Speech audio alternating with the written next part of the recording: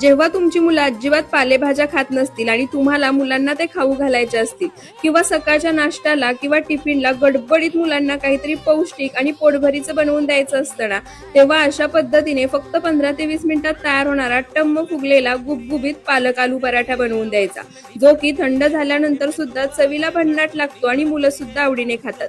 पण त्याआधी recipe video save आणि शेअर करून ठेवा आणि व्हिडिओमध्ये दाखवलेल्या कोणत्याही प्रोडक्टची लिंक तुम्हाला हवी असेल तर कमेंटमध्ये फक्त पीपी किंवा लिंक टाईप करा, लिंक तुम्हाला मिळून जाईल.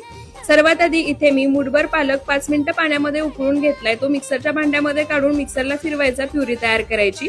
एका बाउलमध्ये 1 वाटी गव्हाचं पीठ घेतलंय, त्यामध्ये प्युरी, मीठ घालायचं आणि लागेल असं पाणी घालून पीठ मळून घ्यायचं. पीठ भिजते तोपर्यंत इथे स्टफिंग तयार करून घेऊया. 2 मध्यम आकाराचे बटाटे मॅश करून घ्यायचे, त्यामध्ये हळद, लाल मिरची पावडर, आमचूर पावडर, चवीनुसार मीठ, बारीक चिरलेली कोथिंबीर घालायची, मिक्स करायची. स्टफिंग तयार आहे, पीठही छान भिजले. आता तयार पिठाचा गोळा तयार करायचा आणि एक पारी लाटून घ्यायची. त्यामध्ये थोडंसं कोरडं पीठ भुरभुरायचं, 2 चमचे स्टफिंग भरायचं आणि पारी बंद करून गोळा तयार करून घ्यायचा. कोरड्या पिठामध्ये घोळून त्याचा मध्यम जाडसर पराठा लाटून घ्यायचा, जसं मी व्हिडिओमध्ये दाखवतेय अगदी त्याच पद्धतीने. त्यानंतर तवा आधीच गरम करायला ठेवला होता, त्याला तूप किंवा तेलाने ग्रीस करायचं. तयार पराठा तव्यावर घालायचा आणि त्यानंतर मोठ्या आचेवर अलटीपलटी करत तूप लावून छान खमंग खरपूस असा भाजून घ्यायचा. मस्त आलू पराठा तयार आहे, एकदा नक्की